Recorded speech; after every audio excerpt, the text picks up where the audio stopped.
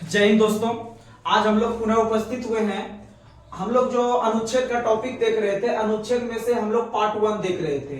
Part 1 देख रहे थे, फिर पार्ट 2 देख लिए थे, फिर अब हम लोग कौन सा पार्ट देखने वाले हैं? पार्ट 3।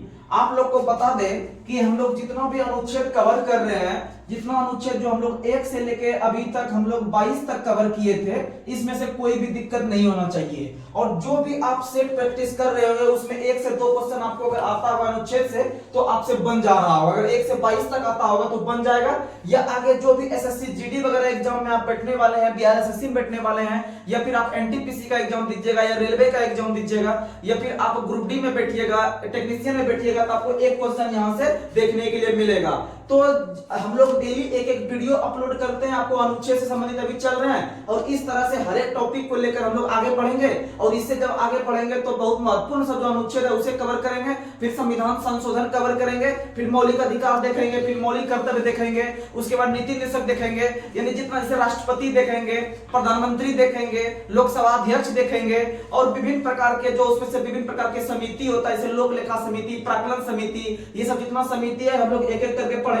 और यह बता दे आपको कि एक भी क्वेश्चन आपसे मिस नहीं करेगा। सिर्फ आप लोग रेगुलरली इस वीडियो को देखते रहें, आपको किसी प्रकार का दिक्कत का सामना नहीं करना पड़ेगा। तो आइए बिना देरी किए हुए हम लोग आज शुरुआत करते हैं अनुच्छेद 23 से।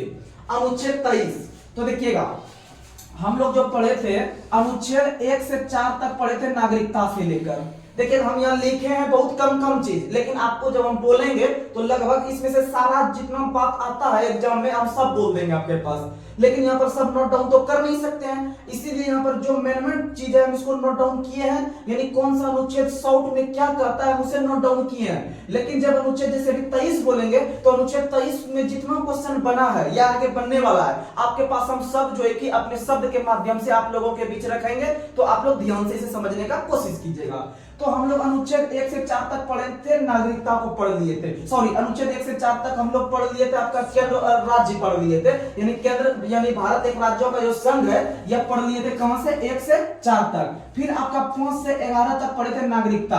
फिर आपका पढ़े थे 12 से लेकर जो हम स्टार्ट किए थे, तो 12 से लेकर जो हम 22 तक पढ़े थे, तो इसमें से हम मौलिक अधिकार को देख रहे हैं। किसको देख रहे हैं? मौलिक अधिकार, जो कि अमेरिका से लिया गया था। और नागरिकता जो भारत में लिया गया या ब्रिटेन से लिया गया है। और भारत में नागरिकता जो है कैसी नागरिकता है? एकल नागरिकता। और भारत में जो एकल नागरिकता ग्रहण किया हुआ ब्रिटेन के संविधान से, इसलिए ब्रिटेन में भी कैसी नागरिकता है? एकल नागरिकता। और भारत में भी कैसी नागरिकता है? एकल नागरिकता। और अमेरिका में कैसी नागरिकता है? दोहरी नागरिकता। तो ये सब चीज हम लोग देखे थे। तो आइए एक एक करके हम लोग जो है कि आगे बढ़ते हैं। आप लोग जो है कि इसे गौर से देखिएगा और समझने का प्रयास कीजिएगा, जिससे कि आपका एग्जाम सकुशल निकल पाए। तो अब आइए अनुच्छेद 23 से शुरू करते हैं। अनुच्छेद 23 देखिए, अनुच्छेद 23 और 24 दोनों को एक में माइंड करके चल रहा है। अनुच्छेद 23 और 24 दोनों एक तरह का है। जैसे आप लोग को हम बताए थे अनुच्छेद 20 और अनुच्छेद 22।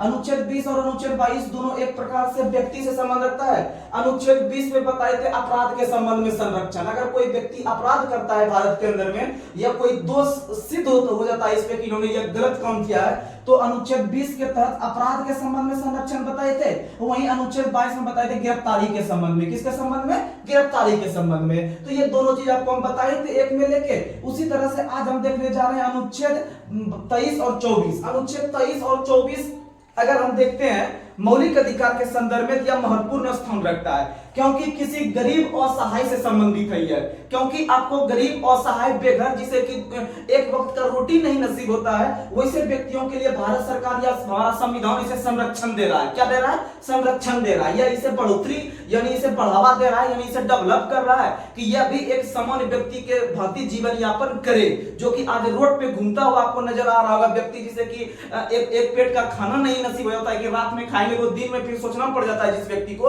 उस तरह के लिए ऐसे अनुच्छेद का प्रयोग हम लोग करते हैं, जो हमारा अधिकार हमारा संविधान देता है। तो समझिएगा अनुच्छेद 23।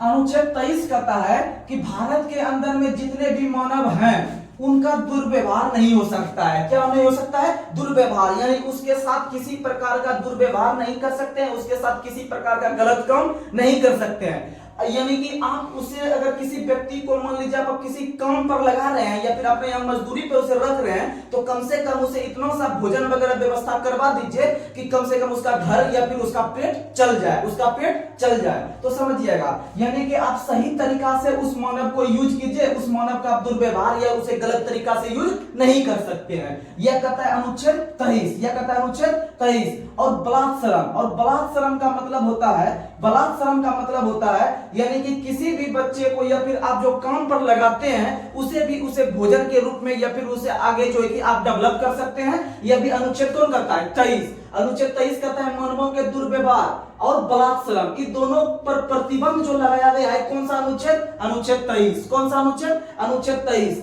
यानी मानव के दुर्व्यवहार और मानवों का जो बलात्सरम होता है, बलात्सरम होता है, ये छोटे छोटे बच्चे को जो काम करवाते हैं उसे जो है कि नहीं करवाना चाहिए, इस पर जो प्रतिबंध लगाया गया है उसे कौन सा अनुच्छेद? अनुच्छेद 23। अब देखिएगा, कुछ दिन के बाद आप लोग को पता होगा कि हमारा मूल संविधान 26 जनवरी 1950 को लागू हुआ, लेकिन आगे चलकर इस अनुच्छेद को और प्रासंगिक बनाने के लिए, इस अनुच्छेद को और ऊंचा स्थान देने के लिए या फिर इसे डेवलप करने के लिए या आम जनता के बीच इसका जो है कि प्रचार प्रसार हो, इसे डेवलप करने के लिए आगे चलकर 1976 ईस्वी में, आगे चलकर 1976 ईस्वी में जो लिख रहे हैं इसको याद रखिएगा, जो ईस्वी लिख रहे हैं इसको याद रखिएगा। आगे चलकर 1976 ईस्वी में अनुच्छेद 23 को डेवलप करने के लिए भारत सरकार के द्वारा बंधुआ मजदूरी अधिनियम को पारित किया गया। बंधुआ मजदूरी अधिनियम, बंधुआ मजदूरी अधिनियम को पारित किया गया। तो आप समझ सकते हैं बंधुआ मजदूरी जो आते थे भारत में पश्चिमी क्षेत्र से आते थे। कहां से आते थे? पश्चिमी क्षेत्र। अगर आप लोग ने 10 पास किया होगा या 10th का सिलेबस अच्छा से पढ़ा होगा तो आप लोगों को पता होगा बंधुआ मजदूरी एक टॉपिक है, उसमें 10 के सिलेबस में बंधुआ मजदूरी एक टॉपिक है। अगर अच्छा से पढ़े होंगे तो उसमें से क्वेश्चन आता है कि बंधुआ मजदूरी जो आते थे करने के लिए भारत में लोग, वो किस क्षेत्र से आते थे? पश्चिमी क्षेत्र से। और याद रखिएगा, इसे आम व्यक्ति या बड़े बड़े व्यक्ति के द्वारा इसे बांध के, इसको बांध के एक तरह से अपने घर में जो है कि उसे रखता था और उसे पेट सिर्फ उतना वो पैसा देता था जिससे उसका पेट भर जाए, उसे एक्स्ट्रा पैसा नहीं देता था। तो इसका मतलब उसे बांध के काम करवा रहा था। उससे कैसे काम करवा रहा था? बांध के, कि भाई उसको, जैसे हम लोग गांव से होता है पेट भत्ता पे काम कर रहे हैं, यानी खाली पेट मेरा भर जा रहा है, हम काम इसका कर दे रहे हैं। तो बंधुआ मजदूरी अधिनियम जो लागू किया गया भारत में वह 1976 में। यह क्वेश्चन बहुत इंपॉर्टेंट है अपने आप में कि बंधुआ मजदूरी अधिनियम कब पारित किया गया था? तो 1976 में, याद रखेगा। और 42वां संविधान संशोधन 1976 में हुआ, जिसमें कि आपका मूल कर्तव्य को जोड़ा गया था, मूल कर्तव्य को जोड़ा गया था। और प्रस्तावना में जो है कि एक बार संविधान संशोधन हुआ है और वह भी 42वां 1976 में ही हुआ था, जिसे हम लोग लघु संविधान के रूप में भी जानते हैं, क्योंकि इसमें बहुत सारा चीज चेंज हुआ था। जैसे लोकसभा का कार्यकाल बढ़ाकर 5 से 6 वर्ष कर दिया गया था, वो भी किसमें किया गया था? 1976 में, इंदिरा गांधी के समय, आपका 42वां के तहत। तो ये हो गया अनुच्छेद 23। अनुच्छेद 23 को प्रासंगिक बनाने के लिए 1976 में कौन सा अधिनियम पारित किया गया? बंधुआ मजदूरी अधिनियम। और अनुच्छेद 23 में है मानव के दुर्व्यवहार और बलात्सरम पर प्रतिबंध, बलात्सरम पर प्रतिबंध। अब आइए अनुच्छेद 24।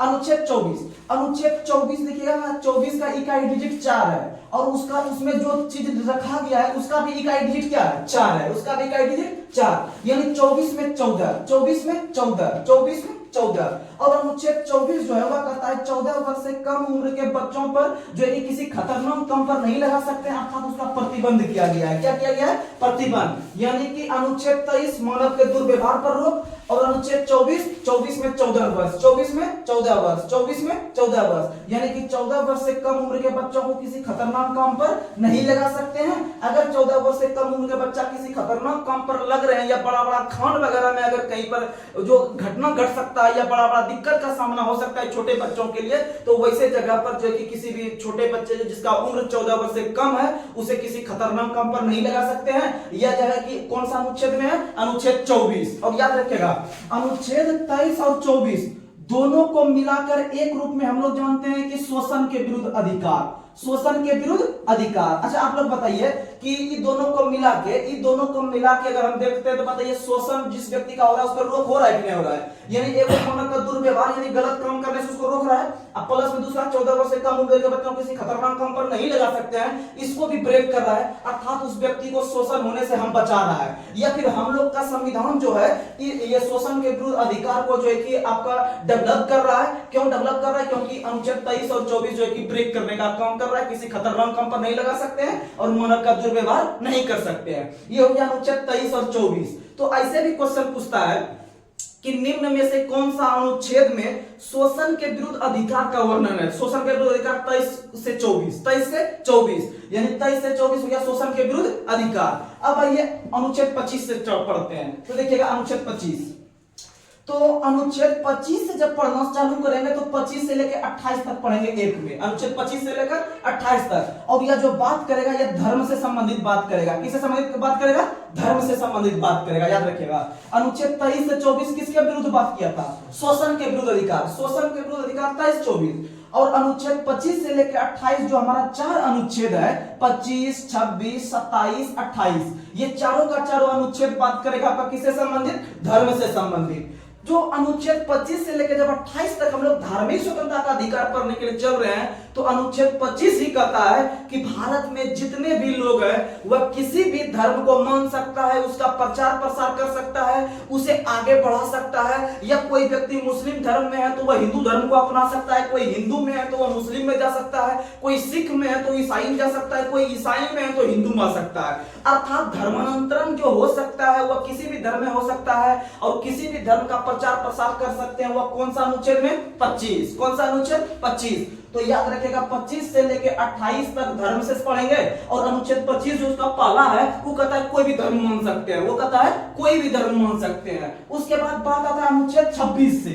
अनुच्छेद 26 देखिएगा, अनुच्छेद 25 बहुत इंपॉर्टेंट है, ध्यान में रखिएगा। लेकिन आपसे क्वेश्चन पूछेगा कि आपका धार्मिक स्वतंत्रता का अधिकार जो है किस अनुच्छेद में है, तो आप लोग बताइएगा 25 से 28। क्या बताइएगा? 25 से 28। तो 25 में हम लोग समझ लिया किसी भी धर्म को हम लोग क्या कर सकते हैं? मान सकते हैं। किसी भी धर्म को मान सकते हैं, उसका प्रचार प्रसार कर सकते हैं, कोई रोक छेक नहीं है। और आप लोग को बता दें कि कोई भी धर्म के लोग किसी तरह का अलग अलग पहनावा पड़ते हैं, मतलब पहनते हैं, या किसी अलग तरह का कोई टीका लगाता है, तो कोई पगड़ी बांधता है, तो कोई हाथ में पहनता है, कोई बड़ा बड़ा बाल रखता है, तो ये उस धर्म के खिलाफ सरकार नहीं आवाज उठा सकती है, या कोई दूसरा व्यक्ति भी नहीं बोल सकता है कि आपने ये काम क्यों कर रहा है, क्योंकि वो किसी भी धर्म को मान सकता है, उसका प्रचार प्रसार कर सकता है। जैसे आप लोग देखे होंगे जो सिख धर्म के लोग होते हैं वो क्या करते हैं कि हमेशा पगड़ी बांध के रखते हैं, हमेशा पगड़ी बांध के रखते हैं, हाथ में कड़ा रखता है, प्लस यहाँ कृपान रखते हैं, उसके बाद कंघा एक रखता है, हमेशा कंघार रखता है और कच्छा पहनता है। तो कहने का मतलब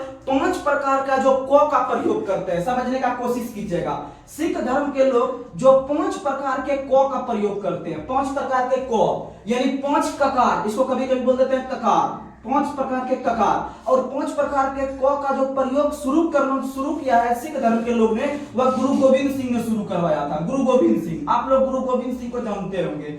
गुरु गोविंद सिंह सिख धर्म के जो अंतिम गुरु हुए हैं। आप लोग को पता होगा कि सिख धर्म में कुल 10 गुरु हुए हैं। सिख धर्म में कुल 10 गुरु हुए हैं, जिसमें से पहला बताए थे गुरु नानक, दूसरा बताए थे गुरु अंगद, तीसरा गुरु अमरदास, चौथा गुरु रामदास, 5वां अर्जुन देव, उसके बाद बताए थे छठा जो बताए थे हरगोविंद, 7वां हरराय, 8वां हरकिशन, 9वां आपका हरगोविंद, और जो 9वां जो बताए थे तेग बहादुर, और 10वां गुरु गोविंद सिंह। 10वां कौन बना था?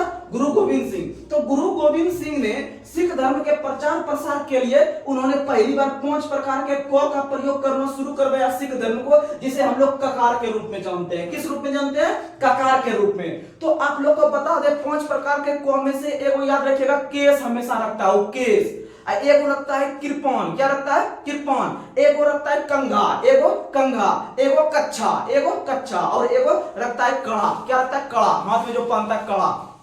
तो उसके खिलाफ सरकार जो है कि आवाज नहीं उठा सकती है।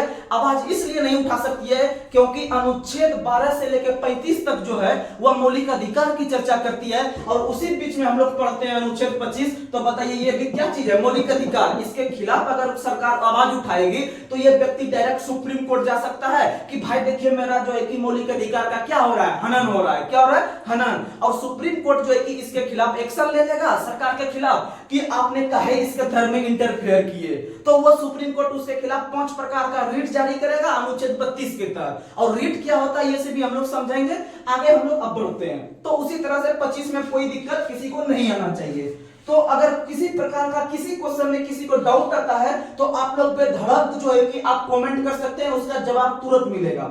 आइए अब आगे, अगला है अनुच्छेद 26। अनुच्छेद 26 कहता है कि जो भी धर्म का हम प्रचार प्रसार कर रहे थे ना, उस धर्म के प्रचार प्रसार या फिर धार्मिक कार्य के लिए हम पैसे का प्रबंध कर सकते हैं। क्या कर सकते हैं? पैसे का प्रबंध। जैसे हाल ही में भी सरस्वती पूजा अभी जो है कि आगे में है, तो सरस्वती पूजा में क्या होता है कि गांव समाज में या फिर अलग अलग 10-15 आदमी या कहीं के क्लास वगैरह चलता है या गांव का आदमी मिलकर क्या करता है, 10 आदमी मिलकर चंदा एकत्रित करता है और चंदा एकत्रित करके जो है कि उस पर पूजा पाठ का जो भी प्रबंध होता है या सामान वगैरह लाया जाता है, उसमें उसका यूज किया जाता है पैसा का। जब उस पैसों में जिससे जो है कि आपका किसी प्रकार का जब यूज किया जाता है पूजा पाठ में, तो वो पैसा का प्रबंध जो है कि आपका सरकार उस पैसा का हिसाब नहीं लेगी। यानी अनुच्छेद 26 कहता है कि धार्मिक कार्य के लिए हम पैसे का प्रबंध कर सकते हैं। क्या कर सकते हैं? पैसे का प्रबंध, यानी जिसका जो चले बने वो पैसा जो है कि आप चंदा के रूप में दे सकते हैं और उस कार्य जो धर्म से संबंधित हो रहा है उस कार्य को सुचारू रूप से आगे चला सके। तो ये चीज हो गया, इसमें किसी प्रकार का सरकार इंटरफेयर नहीं करेगी। अब आइए अनुच्छेद 27। अनुच्छेद 27 कहता है कि ये जो धार्मिक कार्य के लिए हम पैसा का जुगाड़ किए थे ना, इसमें किसी प्रकार की सरकार टैक्स नहीं लेगी हमसे। क्या नहीं लेगी? टैक्स नहीं लेगी। जैसे आप लोगों को पता होगा सरस्वती पूजा में हम चंदा 20,000 रुपया वसूले, सबसे मिलके सबने 20,000 रुपया जमा किए। ये जो 20,000 रुपयों में सरकार बोलेगा नहीं 5% टैक्स के रूप में देना होगा, तो हम उसे टैक्स 1 रुपया भी नहीं दे सकते। क्यों नहीं दे सकते हैं? क्योंकि हम लोगों का मौलिक अधिकार कहता है अनुच्छेद 27 कि आपने जो भी आपने पैसा जुगाड़ किया है उस पूजा पाठ के लिए, उसके लिए आप किसी प्रकार का सरकार को टैक्स नहीं दे सकते हैं। सरकार को टैक्स नहीं दे सकते हैं। एक बार रिकॉल करवा देते हैं। 25 कहता है किसी धर्म को मान सकते हैं, उसका प्रचार प्रसार कर सकते हैं। उसी अनुच्छेद के तहत 5 प्रकार के क का प्रयोग करता है सिख धर्म के लोग। और अनुच्छेद 26 कहता है कि किसी भी धर्म को जो हम प्रचार प्रसार कर सकते हैं उसके लिए हम पैसे का प्रबंध करेंगे। क्या करेंगे? पैसे का प्रबंध। और अगला कहता है अनुच्छेद 27 कि वो जो हम पैसा का प्रबंध किए थे अनुच्छेद 26 के तहत, उसके खिलाफ हम जो एक सरकार किसी भी प्रकार का जो है टैक्स हमसे नहीं लेगी। नो टैक्स, यानी किसी भी धर्म को मान सकते हैं, उसका जो है कि पैसा का प्रबंध कर सकते हैं और उसमें किसी प्रकार का टैक्स जो है कि हमसे सरकार नहीं लेगी। अब आइए अनुच्छेद 28। अनुच्छेद 28 कहता है कि हम किसी भी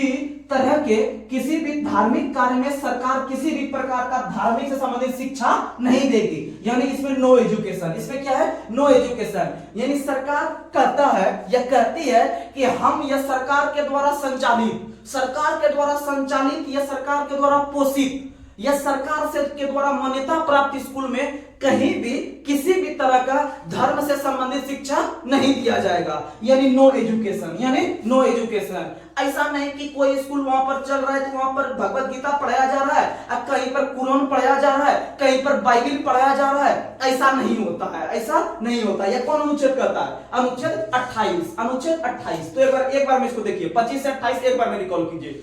25 में किसी भी धर्म को मान सकते हैं, 26 में पैसा का प्रबंध कर सकते हैं, 27 में उस जो पैसा का प्रबंध किया था उस पर किसी प्रकार का टैक्स नहीं लेगी। No tax no education, no tax no education. दो चीज याद रखिएगा, किसी धर्म को मान सकते हैं और दूसरा याद रखिएगा 26 में पैसा का प्रबंध कर सकते हैं, उसके बाद नो एजुकेशन नो टैक्स, उसके बाद फिर no tax no education, no tax no education, no tax no education. शायद ये धार्मिक स्वतंत्रता का अधिकार आपको 25 से लेकर 28 तक समझ में आ गया होगा आराम से क्या कहता है। धार्मिक स्वतंत्रता का अधिकार जो कि मौलिक अधिकार है 25 से 28 तक पढ़ रहे थे और 25 से 28 तक हम लोग बारीकी से समझे, एक एक बात को समझे। तो अब आइए अगला अनुच्छेद 29। तो जिस प्रकार से 23 और 24 एक में पढ़े थे शोषण के विरुद्ध अधिकार, उसी तरह से हम लोग ने देखे अगला स्टेप 25 से 28 तक एक में देखे धार्मिक स्वतंत्रता का अधिकार, धार्मिक स्वतंत्रता का अधिकार। उसी तरह से अब आप लोग देखिए अनुच्छेद 29 और 30। अनुच्छेद 29 और 30 को एक में देखेंगे और एक में जो देखेंगे इसे हम लोग देखेंगे अल्पसंख्यक के बारे में। किसे देखेंगे? अल्पसंख्यक। अब बात करते हैं अल्पसंख्यक क्या होता है। तो एक होता है अल्पसंख्यक, एक होता है बहुसंख्यक। आपको नाम से क्लियर हो जा रहा होगा। अल्प का मतलब होता है थोड़ा, अल्प का मतलब थोड़ा यानी बहुत कम मात्रा में। अब बहु का मतलब होता है बहुत ज्यादा, बहु का मतलब होता है बहुत ज्यादा। यानी अल्पसंख्यक यानी कि अल्प मात्रा में जिस जिस जिस व्यक्ति के धर्म के लोग संख्या में आए उसे अल्पसंख्यक कहेंगे, और जो जो धर्म के लोग अधिक मात्रा में है भारत में उसे बहुसंख्यक कहेंगे। क्या कहेंगे? बहुसंख्यक। तो आपको पता चल गया होगा। जैसे भारत के अंदर में कुल 6 ऐसे समुदाय हैं, कुल 6 ऐसे धर्म के लोग हैं जिसे भारत का संविधान अल्पसंख्यक में रखता है। किस में रखता है? अल्पसंख्यक। जैसे आप लोग को मुस्लिम हो गया, जैसे सिख हो गया, जैसे ईसाई हो गया, जैसे जैन हो गया, जैसे बौद्ध हो गया, और एक और पारसी। ये कुल 6 जो हैं, कुल 6 जो हैं आपके, ये अल्पसंख्यक में है। इसके धर्म के जो व्यक्ति हैं भारत में बहुत कम मात्रा में, भारत में बहुत कम मात्रा में है, उसे हम लोग मोनिटी के अंतर्गत रखते हैं, अल्पसंख्यक में रखते हैं। किस में रखते हैं? अल्पसंख्यक में। तो अनुच्छेद 29 और 30 कहता है कि जो जो ऐसे कैटेगरी में लोग आते हैं, अल्पसंख्यक में आते हैं, और याद रखेगा तो भारत में बहुसंख्यक कौन होगा? तो भारत में बहुसंख्यक हो गया आपका हिंदू धर्म। कौन हो गया? हिंदू धर्म। और भारत में लगभग हिंदू की जनसंख्या 80% से भी अधिक है, 80% से अधिक है। और लगभग मुस्लिम का जनसंख्या लगभग हाल ही में आए आंकड़ों के अनुसार लगभग 14 से 16% के बीच है, याद रखिएगा।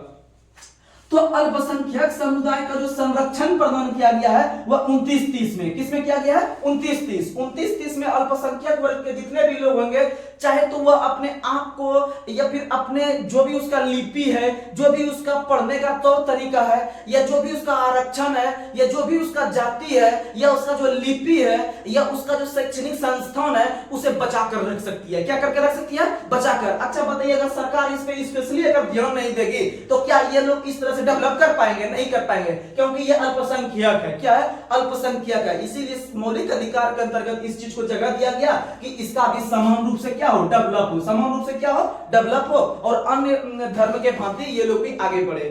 तो समझिएगा 29 क्या कहता है, इसको आराम से समझिएगा। ये क्वेश्चन एग्जाम में आया हुआ है। जैसे आप लोग बिहार दरोगा का एग्जाम दिए होंगे या रेलवे का एग्जाम दिए होंगे, आप लोग सेट प्रैक्टिस पलटा के देख लीजिएगा, वहां पे क्वेश्चन आपको मिल जाएगा। तो अनुच्छेद 29 को पहले समझिए। अनुच्छेद 29 कहता है कि अल्पसंख्यक के हितों का हम लोग क्या कर सकते हैं? संरक्षण। क्या कर सकते हैं? संरक्षण। यानी वैसे चीज जो अल्पसंख्यक के हित में है, हित में है, या इसके लिए अच्छा चीज है, अल्पसंख्यक के लिए जो जो अच्छा चीज है, या जो जो उसके हित में है, यानी उसके साथ में है, उसे हम लोग संरक्षित करेंगे। क्या करेंगे? संरक्षित। जैसे अल्पसंख्यक वर्ग के जो भी व्यक्ति जिस भी जाति से हैं, या फिर जो भी इसका आपका लिपि है, या जो भी इसका भाषा है, इसे हम लोग क्या करें? संरक्षण प्रदान करें। क्या प्रदान करें? संरक्षण। अच्छा बताइए, जैसे पारसी धर्म के लोग अलग भाषा का प्रयोग करते हैं, पारसी धर्म के अलग भाषा का प्रयोग करते हैं, जैन धर्म के लोग अलग भाषा का प्रयोग करते हैं। अगर बताइए उन लोग को हम बोलेंगे कि नहीं आप लोग ये वाला भाषा छोड़ के आप लोग हिंदी अपनाइए, तो बताइए एक प्रकार से उसका मौलिक अधिकार का हनन होगा कि नहीं होगा? इसीलिए इन लोग का लिपि बचाने के लिए, संरक्षण भाषा बचाने के लिए, जाति बचाने के लिए, अर्थात उसके हित का जो संरक्षण हम लोग भारत सरकार के द्वारा किया जा रहा है। किस अनुच्छेद के तहत? 29 के तहत। किस अनुच्छेद के तहत? 29 के तहत। तो इसे ध्यान से आप याद रखिएगा। फिर अनुच्छेद 30, अनुच्छेद 30 कहता है, अनुच्छेद 30 कहता है कि जितने भी अल्पसंख्यक समुदाय के लोग हैं, जितने भी अल्पसंख्यक समुदाय के लोग हैं, उसके लिए जितना भी शैक्षणिक संस्था है, उसके लिए जितना भी शैक्षणिक संस्था है, उसे जो है कि वो लोग डेवलप कर सकती है, और उसमें सरकार थोड़ा बहुत जो है कि इन्वेस्ट भी कर सकती है। उसमें सरकार थोड़ा बहुत इन्वेस्ट भी करेगी, इसे सपोर्ट करने के लिए, भाई ये भी आगे निकल जाए, ये भी आगे निकल जाए। जैसे आप लोग एक नाम सुने होंगे मदरसा का। किसका नाम सुने होंगे? मदरसा, जो कि मुस्लिम धर्म से संबंधित है। बहुत बड़े बड़े मदरसा इंडिया के अंदर जो है कि सरकार के द्वारा थोड़ा बहुत मात्रा में पैसा देकर इसे चलाया जाता है। कुछ मात्रा में मुस्लिम के जो बड़े बड़े जो व्यक्ति रहते हैं वो पैसा देते हैं, यानी ट्रस्ट वगैरह चलते रहते हैं मुस्लिम को, वो देते हैं, और कुछ मात्रा में भारत सरकार प्रदान करती है, तभी मदरसा चल पाता है। और यहाँ पर विभिन्न प्रकार के जो भी आपके इस्लाम धर्म के समुदाय के लोग हैं या मुस्लिम धर्म के समुदाय के लोग हैं, वहां के छोटे छोटे बच्चे जाके पढ़ाई करते हैं। तो समझिएगा, अर्थात इस प्रकार की संस्था को अगर सरकार थोड़ा सपोर्ट नहीं करेगी, थोड़ा पुशअप नहीं करेगी, तो बताइए ये लोग इस तरह का शैक्षणिक संस्था भारत में चला पाएगा? नहीं चला पाएगा। जब नहीं चला पाएगा तो लोग का मौलिक अधिकार का हनन होगा, और ये धर्म धीरे धीरे भारत में बैठ जाएंगे। क्या हो जाएंगे? बैठ जाएंगे। आगे ये लोग पोषित नहीं हो पाएंगे। तो इसे हम लोग मौलिक अधिकार में देखते हैं। किस में देखते हैं? मौलिक अधिकार में। तो ये 29 और 30 आप लोग ध्यान से समझिएगा। तो 29 के तहत हम लोग जाति, भाषा, लिपि वगैरह को बचा सकते हैं, अर्थात अल्पसंख्यक के हित का क्या कर सकते हैं? संरक्षण। उसी तरह अनुच्छेद 33 अल्पसंख्यक के शैक्षणिक संस्थान को खोल सकते हैं या उसे आगे डेवलप कर सकते हैं, जैसे मदरसा वगैरह। अब ये अनुच्छेद 32 बहुत इंपॉर्टेंट है। अगर हम टोटल अनुच्छेद, मूल संविधान में 395 अनुच्छेद था, अगर हम 395 अनुच्छेद में से टॉप 10 को अगर हमको चुनने के लिए दिया जाए तो टॉप 10 में शायद फर्स्ट या सेकंड अनुच्छेद ये स्थान लेगा, अनुच्छेद 32। अनुच्छेद 32 को समझिए थोड़ा शॉर्ट में, क्योंकि अनुच्छेद 32 का बहुत सारा भाग हम लोग अलग अलग टॉपिक में भी पढ़ने के लिए बाकी रहेगा, तो उधर भी हम लोग पढ़ेंगे, लेकिन यहां समझिएगा। अनुच्छेद 32 कहता है कि इसे संवैधानिक उपचार का अधिकार दिया गया है। इसे संवैधानिक उपचार, उपचार का मतलब होता है कि जैसे कोई व्यक्ति अगर दुर्घटनाग्रस्त होता है तो उसे हॉस्पिटल ले जाते हैं तो उसका उपचार किया जाता है। तो उसी तरह से अगर हम लोग का मौलिक अधिकार अगर हनन होता है या मौलिक अधिकार के विरुद्ध अगर कोई काम सरकार कर देती है या कोई व्यक्ति कर देती है तो हम उसे उपचार के लिए लेके चलते हैं। कहां लेके चलते हैं? उपचार के लिए। और जो उपचार के लिए लेके चलते हैं डायरेक्ट हम लोग सुप्रीम कोर्ट जाते हैं। कहां जाते हैं? Supreme court. यानी कि भारत के अंदर किसी भी व्यक्ति का अगर मौलिक अधिकार अर्थात 12 से लेकर 35 तक किसी भी अनुच्छेद का अगर हनन होता है तो डायरेक्ट हम लोग अनुच्छेद 32 को पकड़ेंगे और अनुच्छेद 32 को पकड़ के डायरेक्ट कहां घुस जाएंगे? Supreme court. कहां चल जाएंगे? Supreme court. और सुप्रीम कोर्ट से बोलेंगे कि देखिए भैया मेरा मौलिक अधिकार का हनन हुआ है, इसके विरुद्ध आप लोग कार्रवाई कीजिए। क्या कीजिए? कार्रवाई कीजिए। और तभी सुप्रीम कोर्ट बोलेगा अच्छा ठीक है आप अनुच्छेद 32 के तहत आए हैं तो कोई बात नहीं, बहुत बढ़िया का बात है। अब हम उस व्यक्ति को चुनते हैं जो आपके विरुद्ध कार्रवाई किया है या आपका हनन किया है मौलिक अधिकार का, उसको पकड़ के उसमें 5 प्रकार का रिट लगाएंगे और देखेंगे कि इसका गलती का प्रकार क्या है, इसका गलती का प्रकार क्या है। तो याद रखिएगा अगर मौलिक अधिकार का हनन होता है तो आप संवैधानिक उपचार के लिए जाते हैं सुप्रीम कोर्ट। किस अनुच्छेद के तहत? 32 के तहत। किस अनुच्छेद के तहत? 32 के तहत। और अनुच्छेद 32 के तहत सुप्रीम कोर्ट 5 प्रकार का रिट जारी करता है। कितना प्रकार का? 5 प्रकार का। जैसे आप लोग पढ़ते हुए परमादेश, अधिकार परीक्षा, बंदी प्रत्यक्षीकरण, ये उत्प्रेषण, ये सब जो पढ़ते हैं 5 प्रकार का, ये अनुच्छेद 32 में ही हम लोग पढ़ते हैं, जो कि आपका सुप्रीम कोर्ट जारी करता है, जो कि अनुच्छेद 32 के तहत जारी करता है। और अगर मौलिक अधिकार का हनन होता है तो हम अनुच्छेद 226 के तहत हाईकोर्ट भी जा सकते हैं। कहां जा सकते हैं? हाईकोर्ट। अर्थात मौलिक अधिकार के संरक्षण के लिए 2 कोर्ट काम करता है। मौलिक अधिकार के संरक्षण के लिए 2 कोर्ट काम करता है। जैसे हम लोग अभी बिहार में है तो बिहार में सबसे नजदीक में जो कोर्ट है वह हाई कोर्ट है। लगभग भारत में 25 हाई कोर्ट है। अभी वर्तमान समय में भारत में 25 हाई कोर्ट है और 25 हाई कोर्ट में अलग अलग जो है कि क्षेत्र लेवल पे काम कर रहा है उस राज्य के लिए।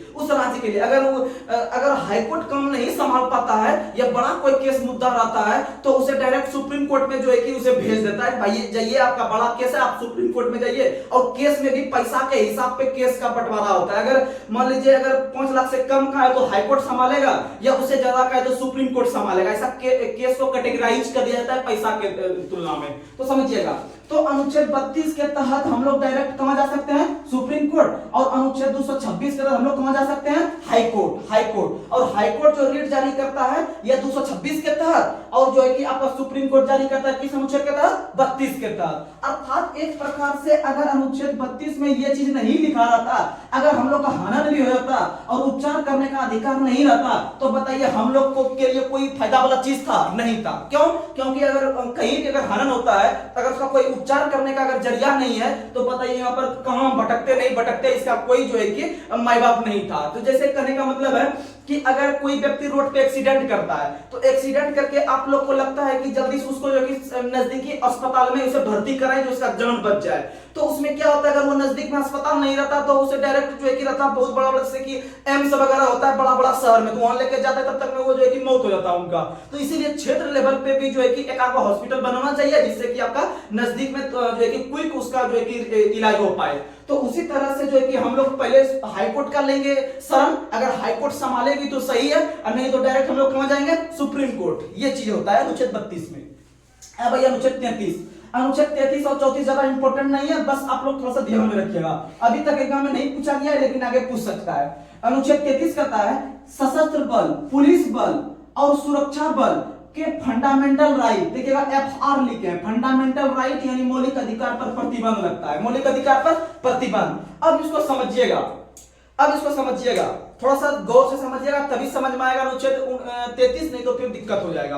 देखिएगा जैसे आप लोग अभी यंग हैं या फिर आगे चलकर आप कोई अगर सेना में भर्ती होते हैं, जैसे आप आर्मी में जाते हैं, बिहार पुलिस में जाते हैं, एमपी पुलिस में जाते हैं, यूपी पुलिस में जाते हैं, या आप एसएससी जीडी के तहत आप जो है कि सीआरपीएफ, सीआईएसएफ, बीएसएफ वगैरह यानी जो भी आप पुलिस में जाते हैं तो आपका ड्यूटी रहता है, अगर आप पुलिस में जा रहे हैं तो आपका ड्यूटी रहता है, अगर किसी प्रकार का घटना हो रहा है तो आप अगर सो रहे हैं अपने कैंप में तो आपको तुरंत उठकर वहां से जाके एक्शन लेना पड़ेगा। अगर आप आर्मी में जाते हैं तो आर्मी का ड्यूटी 24 घंटा रहता है कि आपको कहीं भी अगर किसी तरह का अगर घटना घटित हो रहा है या दंगा फसाद हो गया है तो आपको डायरेक्ट जाके एक्शन लेना पड़ेगा और डायरेक्ट आपको जाके एक्शन लेके उसे शांत करवाना होगा। इसका मतलब थोड़ा सा समझिएगा। अब आपको हम थोड़ा सा पीछे का चीज रिकॉल करवा रहे हैं, पीछे का रिकॉल करवा रहे हैं, थोड़ा समझने का प्रयास कीजिएगा। आपको हम बताए थे एक अनुच्छेद जिसमें आपको बताए थे कि सोने का अधिकार, किसका अधिकार? सोने का अधिकार, यानी कि सोने का अधिकार आपको हम चर्चा किए थे सोने का अधिकार। सोने का अधिकार चर्चा किए थे इसमें अनुच्छेद 21 में। अनुच्छेद 21 जब हम लोग पढ़ रहे थे तो उसमें हम बहुत सारा चर्चा किए थे कि अपने अनुसार हम जीवन साथी को चुन सकते हैं, किसी भी देश में जाके घूम फिर सकते हैं, और भारत सरकार का यह दायित्व है कि स्वच्छ पर्यावरण मुहैया करवाए। ये आम जनता को जीने का अधिकार दे रहा है, अर्थात जीने की स्वतंत्रता जो पढ़े थे हम लोग अनुच्छेद 21 में पढ़े थे। किसमें पढ़े थे? अनुच्छेद 21 में। और अनुच्छेद 21 में पढ़े थे कि सोने का भी अधिकार है, यानी रात में जब 10 बज जाता है आदमी को सोने का समय होता है। और बहुत बार क्या होता है कि गांव सब में रात में 12 बजे डीजे बज रहा होता है। अब 12 बजे जब कोई फंक्शन में डीजे बज रहा होता है, अगर उस पर कोई व्यक्ति एक्शन ले लेगा तो वहां डायरेक्ट पुलिस आ जाएगी, डायरेक्ट पुलिस आके बाजा को बंद करवाती है। काहे बंद करवाती है? यही कारण है, अनुच्छेद 21 है, अनुच्छेद 21। क्योंकि अनुच्छेद 21 के तहत सोने का भी अधिकार आम व्यक्ति का मौलिक अधिकार है। सोने का अधिकार या शयन का अधिकार आम व्यक्ति का मौलिक अधिकार है, क्योंकि हम लोग कौन अनुच्छेद पढ़ रहे हैं? अनुच्छेद 21। और अनुच्छेद 21 जो होता है 12 से 35 के बीच आता है, 12 से 35 के बीच आता है, यानी उसका मौलिक अधिकार का। मान लीजिए कि वहां पर 10 घर है, 10 घर में आदमी रात में 12 बजे सब सो रहा है और उधर से एक डीजे रात में बारात लेके क्रॉस किया। अब जब बारात लेके जब इधर से डीजे क्रॉस करेगा पूरा एकदम आवाज में 110 जो है कि आपका हर्ट्ज में बजा अगर बज रहा होगा तो उस समझ डेसिबल में अगर बज रहा होगा तो समझिए ये लोग का नींद टूटेगा कि नहीं टूटेगा? भले आदमी एंजॉय के लिए जग जाता है, चलो बारात पार हो रहा है, हम लोग देखते हैं कैसा बाराती है, कैसा आदमी है। लेकिन हकीकत में अगर इसी में से एक आध आदमी ऐसा होता है कि उसका पूरा मूड ऑफ हो जाता है, बोलता है अरे यार नींद पूरा था, गहरा नींद में नींद टूट गया। जब नींद टूट गया, अगर ये व्यक्ति जिसका नींद टूट गया, जिसका मूड ऑफ हो गया, अगर वो सोचे कि हम अगर थाना फोन कर दे पुलिस को और पुलिस तुरंत उस पर एक्शन लेने के लिए आएगी उस प्लॉट पे, और एक्शन लेके उस व्यक्ति को जो डीजे बजा रहा है या फिर जो भी आपका मौलिक अधिकार का हनन कर रहा है उसे डीजे बंद करवाएगा। अगर उस पर सरकार एक्शन ले ली तो उसे जो है कि जेल का हवा भी खाना पड़ सकता है, क्योंकि वो मौलिक अधिकार का क्या कर रहा था? हनन कर रहा था। क्या कर रहा था? हनन। उसी तरह से समझिए कि जब आप सशस्त्र बल में जाते हैं, उसी को यहां से रिलेट कर रहे हैं, उसी चीज को यहां से सोने वाला अधिकार को भी यहां रिलेट कर रहे हैं, आपको दिमाग अपने क्लियर हो जाएगा।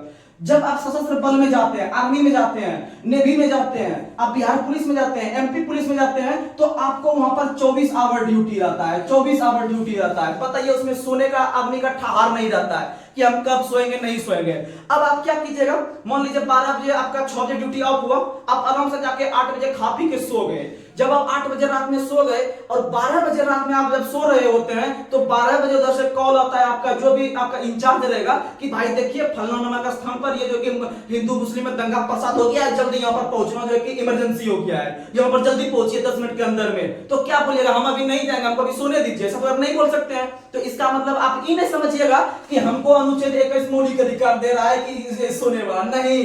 इसीलिए इतना देखिए हमारा संविधान इतना कमजोर नहीं है, भले इतना लॉन्ग है लेकिन इतना कमजोर नहीं है, क्योंकि भारत में विभिन्न प्रकार के वकील थे और वकील ने इसे तीर के ताल के रूप में जोड़ के सब चीज यहाँ सेटअप किया है, तभी हमारा देश चल पा रहा है, अन्यथा नहीं चल पाता। तो समझिएगा, तब ये जो आर्मी का था, बिहार पुलिस का आदमी जो बोलेगा कि अब हम नहीं जाएंगे, वो नहीं बोल सकता है। काहे नहीं बोल सकता है? क्योंकि अनुच्छेद 33 में यह बोल दिया है या हमारा संसद ने नियम बना दिया है या संविधान में नियम लिखा हुआ है कि जितने भी सशस्त्र बल रहेंगे, पुलिस बल रहेंगे या सुरक्षा बल रहेंगे जो कि आम आदमी को सुरक्षा प्रदान करते हैं रहेंगे, उसके मौलिक अधिकार पर प्रतिबंध लगेगा। क्या लगेगा? मौलिक अधिकार पर प्रतिबंध। अब समझिए, इसको जाना पड़ेगा नहीं जाना पड़ेगा? पुलिस को जाना पड़ेगा नहीं जाना पड़ेगा? काहे जाना पड़ेगा? क्योंकि जानते हैं ये आम नागरिक का अधिकार है, हम और आपका अधिकार है। जो आम नागरिक सोया हुआ है घर में एकदम मस्ती से, जो सोया हुआ है आम नागरिक, उसका अधिकार है कि हम नहीं उठेंगे कब तो कुछ आ जाए, ज्यादा बजाओ डीजे तो हम जाके केस भी कर देंगे, ये बोल सकता है। लेकिन ये पुलिस को जाके एक्शन लेना पड़ेगा। ये कभी नहीं बोल सकता कि हम अभी मौलिक अधिकार है अनुच्छेद 21 के तहत, नहीं। आप आर्मी में ज्वाइन है, आपका जो है कि भारत सरकार का आप आदमी है, आपको इस पे एक्शन लेने के लिए जाना पड़ेगा। कोई नींद वगैरह कोई मौलिक अधिकार का यहाँ पर काम नहीं करेगा। अर्थात वही कहता है अनुच्छेद 33 कि जितने भी प्रकार के पुलिस में शामिल व्यक्ति हैं उसका मौलिक अधिकार जो यहाँ पर दिया गया था, आप आर्मी में आ चुके हैं, अब आपके मौलिक अधिकार पर क्या लगेगा? प्रतिबंध। क्या लगेगा? प्रतिबंध। यानी कि संसद को यह अधिकार है कि जो जो व्यक्ति सेना को ज्वाइन कर लिए हैं उसके मौलिक अधिकार पर युक्त प्रतिबंध लगा सकते हैं कि भाई आपको अगर ऐसा घटना घटित होता है तो आपको फौरन जाके वहां पर जो है कि आपको ड्यूटी देना होगा। चलिए अब आगे अगला आते हैं अनुच्छेद 34। तो हम आशा रखते हैं कि आपको अनुच्छेद 33 आराम से समझ में आ गया होगा। अब आइए अनुच्छेद 34। अनुच्छेद 34 कहता है मार्शल लॉ। क्या कहता है? Martial law. देखिएगा बहुत सारा आदमी पेपर पढ़ लेता है, न्यूज़पेपर, बोलता है अरे यहाँ पर मार्शल लॉ लग गया है, लेकिन उसको हकीकत में पता नहीं रहता है मार्शल लॉ आखिर है क्या। तो समझिएगा मार्शल लॉ का मतलब होता है कि आप लोग को पता होगा कि विभिन्न प्रकार के देश में कहता है कि वहां का सेना जो है कि तख्ता पलट कर दिया है, राष्ट्रपति को हटा दिया है, वहां का सेना जो है कि कार्यभार ले लिया है, देश कैसे चलेगा नहीं चलेगा वो सेना के हाथ में आ जाता है। तो उसी तरह भारत में जब आपका सरकार के हाथों से विभिन्न प्रकार का जो रहेगा, मतलब वो जो रहता है उसका कार्यभार भारत सरकार का बहुत सारा छीन के जब पुलिस के हाथ में आ जाए, किसके हाथ में आ जाए? पुलिस के। यानी कि इसी को क्या कहते हैं? Martial law. क्या कहते हैं? Martial law. लॉ मतलब नियम, मार्शल का मतलब होता है पुलिस विभाग, मार्शल का मतलब होता है पुलिस विभाग। यानी मार्शल के हाथ में जब आपका या पुलिस के हाथ में जब आपका कानून आ जाती है और पुलिस अपने अनुसार फैसला लेने के लिए जो है कि आपका तत्पर रहती है या ले सकती है, उसमें सरकार का किसी प्रकार का इंटरफेयर नहीं चाहिए, तो उसे क्या कहते हैं? Martial law. क्या कहते हैं? Martial law. और यह पुलिस को मौलिक अधिकार के अंतर्गत रखा गया है, पुलिस को मौलिक अधिकार के अंतर्गत रखा गया है। चाहे तो आप इसका यूज कर सकते हैं सरकार से बिना इच्छा पर। अब आइए अनुच्छेद 35। लेकिन ये तो इंपॉर्टेंट नहीं है, लेकिन आगे आप लोग एग्जाम दीजिएगा 2-4-10 साल तक, तो 10 साल तक आपको अपडेटेड रखेगा ये चीज, इतना नॉलेज। आइए अनुच्छेद 35। अनुच्छेद 35 में हम मौलिक अधिकार का अंत कर रहे हैं। हम लोग शुरू किए थे अनुच्छेद 12 से, परिभाषा से शुरू किए थे। अनुच्छेद 12 में परिभाषा पढ़े थे मौलिक अधिकार का। अब हम लोग इसका अंत कर रहे हैं। क्या कर रहे हैं? अंत कर रहे हैं। तो समझिएगा मौलिक अधिकार में जो अनुच्छेद 35 अंत कर रहे हैं, तो अंत में जाते जाते मौलिक अधिकार बोला कि किसी भी प्रकार का संसद इसमें कमी नहीं ला सकता है, सिर्फ इसे क्या कर सकता है? मजबूत। क्या कर सकता है? मजबूत। यानी मौलिक अधिकार को और अधिक जो मजबूत बना सकती है वो कौन बना सकती है? संसद। यानी इसके मौलिक अधिकार को सिर्फ क्या बना सकते हैं? मजबूत। इसमें किसी भी प्रकार का कमी नहीं कर सकते हैं। यह कहता है अनुच्छेद 35। यह कहता है अनुच्छेद 35। तो अब आइए समझिएगा एक एक करके, फिर आपको जो है रिकॉल करवा देते हैं फास्ट। अनुच्छेद 23 मानव के दुर्व्यवहार और बलात्कार पर प्रतिबंध। अनुच्छेद 24 में 14 यानी 14 वर्ष से कम उम्र के बच्चों को किसी खतरनाक काम पर नहीं लगा सकते हैं। आपको बताया था अनुच्छेद 23 को और प्रासंगिक या और डेवलप या फिर उसको और आगे करने के लिए बंधुआ मजदूरी अधिनियम जो लागू किया गया था, कब लागू किया गया? 1976। उसके बाद बताया था अनुच्छेद 24 में 14 वर्ष से कम उम्र के बच्चों को किसी खतरनाक काम पर नहीं लगा सकते, अनुच्छेद 24। और 24 के बारे में एक चीज और बता देते हैं आपको, बताने के लिए हम थोड़ा भूल गए थे। तो अनुच्छेद 24 आपको बता दे कि जिस प्रकार से अनुच्छेद 23 को डेवलप करने के लिए 1976 में बंधुआ मजदूरी अधिनियम को लाया गया, उसी तरह से अनुच्छेद 24 को प्रासंगिक बनाने के लिए आपको एक व्यक्ति का नाम सबसे आगे आता है कि जो 24 को डेवलप बहुत किया, जो 24 में बहुत योगदान दिया इसे प्रासंगिक बनाने के लिए, हाईलाइट करने के लिए। तो अनुच्छेद 24 में एक व्यक्ति का हम नाम लेना चाहेंगे आपके पास, जिसका नाम है कैलाश सत्यार्थी, जो कि एक भारत के मध्य प्रदेश के अंदर जबलपुर के व्यक्ति थे। और उन्होंने बाल पर या बच्चा पर या अनाथ बच्चा पर या असहाय बच्चा पर या बेघर बच्चा पर बहुत सारा काम किया, बहुत सारा अनाथालय खोला, उसे बहुत सारा व्यक्ति को पढ़ाने का काम किया और हद तक उसे आगे बढ़ाने का काम किया। तो इसी क्रम में आपका एक व्यक्ति था कैलाश सत्यार्थी ने बचपन पर काम किया था, अर्थात बच्चा पर काम किया था। अच्छा अब बताइए, जब बच्चा पे काम करेंगे, हम अनाथ असहाय बच्चा पे काम करेंगे, तो इस तरह का अनुच्छेद बताइए डेवलप करेगा कि नहीं डेवलप करेगा? तो इस तरह का अनुच्छेद को डेवलप करने के लिए या प्रासंगिक बनाने के लिए सन 1980 में जो लिख रहे हैं ध्यान से समझिएगा, यहाँ 1976 लिखे थे, यहाँ लिख रहे हैं 1980। सन 1980 में बचपन बचाओ आंदोलन शुरू किया था। बचपन बचाओ यानी कि जो भी व्यक्ति 14 वर्ष से कम उम्र के बच्चा है उसका बचपन को बचाओ, उसे डेवलप करो, उसे शारीरिक और मानसिक रूप से उसे विकास करो। यानी कि बचपन बचाओ आंदोलन का जो शुरुआत किया गया वह कैलाश सत्यार्थी के द्वारा 1980 में किस अनुच्छेद को डेवलप करने के लिए? अनुच्छेद 24, अनुच्छेद 24। और आपको बता दे कि सन 2014 में भारत के व्यक्ति जो बच्चा पे काम कर रहे थे, जो बचपन पे काम कर रहे थे या बचपन बचाओ आंदोलन पे काम कर रहे थे, जिन्होंने 1980 ईस्वी में बचपन बचाओ आंदोलन का शुरुआत किया था, अर्थात कैलाश सत्यार्थी को नोबेल पुरस्कार 2014 में दिया गया। और 2014 में जो इन्हें नोबेल पुरस्कार दिया गया वह मलाला यूसुफजई के साथ, और वही मलाला यूसुफ जो पाकिस्तान की महिला बनती है और पूरे विश्व की सबसे कम उम्र की महिला बनी थी, मात्र 17 वर्ष के एज में उसको 2014 में नोबेल पुरस्कार मिला था। और उसी के साथ जो मिला था भारत के एक व्यक्ति थे कैलाश सत्यार्थी, या उन्होंने कैलाश सत्यार्थी, कैलाश सत्यार्थी, कैलाश सत्यार्थी जो कि मध्य प्रदेश के जबलपुर के जो बचपन में बच्चा पे काम करते थे। इसे 2014 में नोबेल पुरस्कार मिला और 2014 में मलाला यूसुफजई के साथ मिला। और मलाला यूसुफजई विश्व की सबसे कम उम्र की महिला है नोबेल पुरस्कार प्राप्त करने वाली। उसके बाद आप याद रख लीजिएगा, अनुच्छेद 24 को डेवलप करने के लिए कैलाश सत्यार्थी के द्वारा बचपन बचाओ आंदोलन का शुरुआत कब किया गया? 1980। और अनुच्छेद 23 को डेवलप करने के लिए बंधुआ मजदूरी अधिनियम का पारित किया गया 1976। ये दोनों याद रहना चाहिए। उसके बाद अनुच्छेद 25, किसी भी धर्म को मान सकते हैं, प्रचार प्रसार कर सकते हैं और उसे डेवलप कर सकते हैं। और इसी के तहत सिख धर्म के लोग जो कि 5 प्रकार के को का प्रयोग करते हैं। अनुच्छेद 26, धार्मिक कार्य के लिए हम पैसे को जुगाड़ कर सकते हैं, उसका प्रबंध कर सकते हैं। अनुच्छेद 27, नो टैक्स, जो हम पैसा जुगाड़ किए उसमें किसी प्रकार का टैक्स नहीं लगी। और 28, नो एजुकेशन, किसी प्रकार का धार्मिक शिक्षा नहीं दी जाएगी जो सरकार के द्वारा पोषित स्कूल है। आइए आगे, अनुच्छेद 29 अल्पसंख्यक से संबंधित है, जो कि अल्पसंख्यक के हितों का क्या कर रहा है? संरक्षण। और अल्पसंख्यक के हित का संरक्षण का मतलब उसका जाति बता सकते हैं, उसका लिपि को बचा सकते हैं, उसका जो है कि भाषा को बचा सकते हैं, अर्थात अल्पसंख्यक के हितों का संरक्षण। कौन अनुच्छेद? अनुच्छेद 29। आइए अनुच्छेद 30। अनुच्छेद 30 कहता है कि जो अल्पसंख्यक है उसका शैक्षणिक संस्थान को जो है कि खुलवा सकते हैं, उसे डेवलप करवा सकते हैं, तभी जो है कि अल्पसंख्यक का बाल बच्चा पढ़ेगा और आगे डेवलप करेगा। ये हो गया अनुच्छेद 30।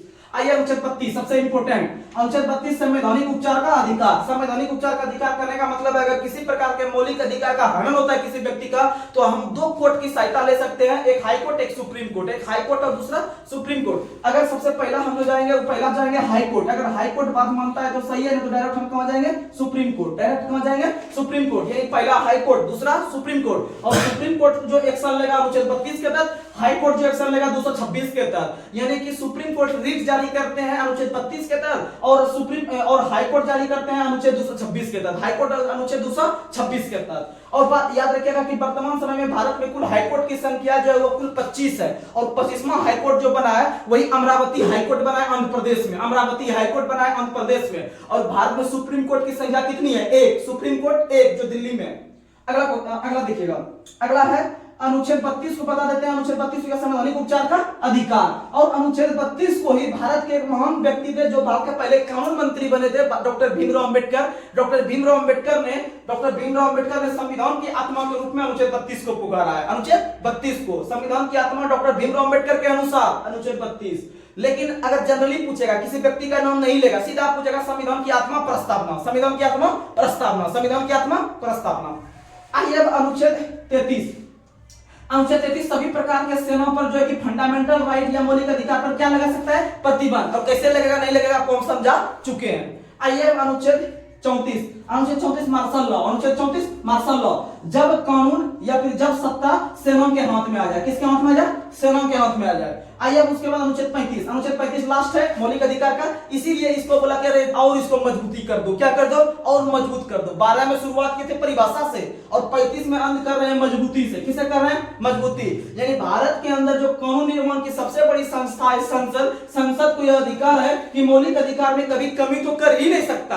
आखिर कर सकता है तो सिर्फ और सिर्फ क्या कर सकता है? उसे मजबूती। क्या कर सकता है? मजबूती। तो शायद आज का क्लास आपको बहुत अच्छा लगा होगा, यह हम आशा रख रहे हैं। तो आप इस तरह का क्लास जो है कि देखने के लिए या अपने दोस्तों में शेयर कीजिए इस क्लास को। और इस क्लास से बाहर गारंटी के साथ कर देते हैं, अगर अनुच्छेद 23 से लेकर अनुच्छेद 35 अगर एक भी क्वेश्चन छूट गया आपसे तो समझ सकते हैं कि इसमें और आप कमेंट कीजिए, अगर छूट जाएगा तो इसमें हम और मेहनत करने की कोशिश करेंगे, कभी पीछे नहीं हटेंगे। ये समझ लीजिए, अपने मेहनत में सिर्फ आप लोग रेगुलरिटी मेंटेन कीजिए, आपको ऐसा ऐसा डेली एक एक वीडियो मिलेगा और जो है कि आपको एक ग्रुप डिस्कशन मिल ही रहा है। तो आप लोग वैसे छात्र को या वैसे व्यक्ति को जो है कि आप ऐसा शिक्षा यूट्यूब के माध्यम से, यूट्यूब एक अच्छा साधन है जो कि जिसके पास पैसा नहीं है बड़े बड़े कोचिंग में पढ़ने के लिए, और इस तरह का क्वालिटी वाला आपको यूट्यूब पे जो है किस तरह अगर मिल रहा है फ्री में, तो शायद आप उस बच्चे को तक इस बात को पहुंचाइए कि भाई देखो ऐसा ऐसा चीज है, आप लोग इसे फॉलो कर लो, या इसे सब्सक्राइब कर लो, या लाइक कर दो, जो कि इससे जो कि आपका एग्जाम जो है कि आसानी से हो पाएगा। तो अगले दिन तक के लिए जो है कि धन्यवाद। पुनः अगला